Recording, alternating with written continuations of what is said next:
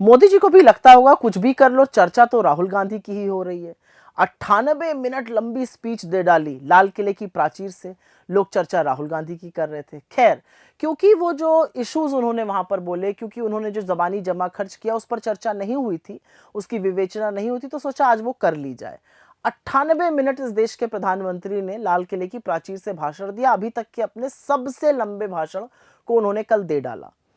भाषण बेहद उबाऊ था, वही बातें बार बार बार 10 सालों से रिपीट कर रहे हैं, लोग बोर हो चुके हैं। उनके खुद के मंत्री अपने फोन पर शायद रीलें देख रहे थे, वो सब अलग बातें हैं। लेकिन मोदी जी ने 3-4 बातें कुछ ऐसी कही जिस पर जरूर चर्चा होनी चाहिए। उसमें से प्रथम बात है महिला सुरक्षा पर। वो बोले आपको है नैतिक अधिकार महिला सुरक्षा पर बोलने का। हाथरस से लेके उन्नाव, उन्नाव से लेके लखीमपुर, लखीमपुर से लेके शाहजहांपुर, उत्तराखंड, हमारे देश की होनहार बेटियों के पक्ष में आप एक बार नहीं बोले। आप संरक्षण हमेशा अपराधी और आरोपी को देते रहे। आज आप महिला सुरक्षा की बात कर रहे हैं। इसी लाल किले की प्राचीर से जब आप एक बार बोले थे तो कुछ ही घंटों बाद हमारे देश की बेटी बिल्किस के जो अपराधी थे वो रिहा कर दिए गए थे। तो महिला सुरक्षा पर प्लीज मत बोलिए मोदी जी, बड़ी बेहयाई हो जाती है। फिर उसके बाद आपने आतंकवाद पर बोला। सबसे पहली बात तो यह है कि आतंकवाद पर गंदी राजनीति मत करिए। लेकिन अब क्योंकि आपने बोल ही दिया तो आपके सामने कुछ आंकड़े रख देती हूं जो कि आपकी सरकार की कलई खोल देगा। पिछले 67 दिनों में जम्मू कश्मीर में 17 आतंकी हमले हुए हैं, जिसमें 18 हमारे जांबाज शहीद हुए हैं और 26 से ज्यादा घायल हुए हैं। करीब 11 नागरिकों ने अपनी जान खोई और 56 से ज्यादा लोग घायल हुए हैं। यह है आपका आंकड़ा। अभी तक जो आतंकी गतिविधियां थी वो कश्मीर में होती थी, अब जम्मू में भी हो रही हैं। तो सुरक्षा का ना ढोंग मत करिए, सुरक्षा के ऊपर गंदी राजनीति मत करिए। यह अलग बात है कि आपके मुंह से इन सब शहादतों पर श्रद्धांजलि का और संवेदना का एक शब्द नहीं निकला। फिर आपने भ्रष्टाचार की बात करी कि मैं भ्रष्टाचार के पीछे पड़ा हूं। अडानी के पीछे कब पड़िएगा? परत दर परत अडानी की जब खुलती है तो आपका संरक्षण और नित नए भ्रष्टाचार के जो कांड है वो सामने आते हैं। अरे जो मुंसिफ था सेबी जो जांच कर रहा था, अब आरोप है कि वो भी अडानी से मिला हुआ था। लेकिन आप अडानी के महाघोटाले पर चुप रहते हैं। आप इस देश के सबसे बड़े घोटाले इलेक्टोरल बॉन्ड पे चुप रहते हैं। तो भ्रष्टाचार की बातें प्रधानमंत्री जी मत करिए।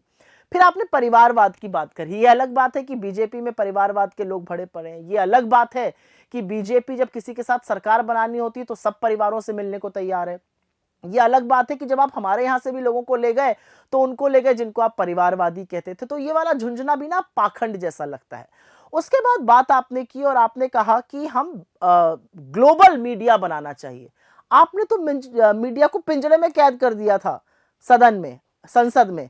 वो तो भला हो राहुल गांधी जी का जिन्होंने मीडिया को पिंजरे से छुड़ाया। आपने तो पिछले 10.5 सालों में एक भी प्रेस कॉन्फ्रेंस नहीं करी। कौन सा ग्लोबल मीडिया बनाने जा रहे हैं? अरे ग्लोबल मीडिया की विश्वसनीयता होती है। ग्लोबल मीडिया गोदी गिद्ध नहीं होते, आपने गोदी गिद्ध बना दिए हैं। ग्लोबल मीडिया की विश्वसनीयता होती है, वो चीजों की परख करता है, समझता है, रिसर्च करता है और फिर बातें करता है। आपके चरण चुंबक तो रोज सुबह शाम आपका चरण वंदन करते हैं और उसी को आप मीडिया बुलाते हैं। फिर आपने बात करी और आपने कहा कि कुछ निराशावादी लोग हैं। मोदी जी, 45 साल की सबसे ज्यादा बेरोजगारी है इस देश में, कमर तोड़ महंगाई है, लोगों की आय घट रही है। आरबीआई का सर्वे कहता है 73% लोगों की आय घटी है और महंगाई से वो जूझ रहे हैं। इस देश की आधी सबसे गरीब आबादी जीएसटी का 64% टैक्स आपको दे रही है। टैक्स की कहर कर दी आपने। मिडिल क्लास को आपने ऐसा ठगा कि वो परेशान है। आर्थिक असमानता ने हर बांध तोड़ दिया है और असलियत यह है कि नियम कानून बनाने की जगह आप तुगलकी फरमानों से सरकार चला रहे हैं। तो ऐसे में कौन आपकी तारीफ करेगा? खैर, मैं तो सिर्फ इतना कहूंगी कि लाल किले की प्राचीर से सच बोला जाता है। लाल किले की प्राचीर पर भी जाकर अगर वही जबानी जमा खर्च करना है तो कट कॉपी पेस्ट स्पीच तो आपकी सालों से चल ही रही है।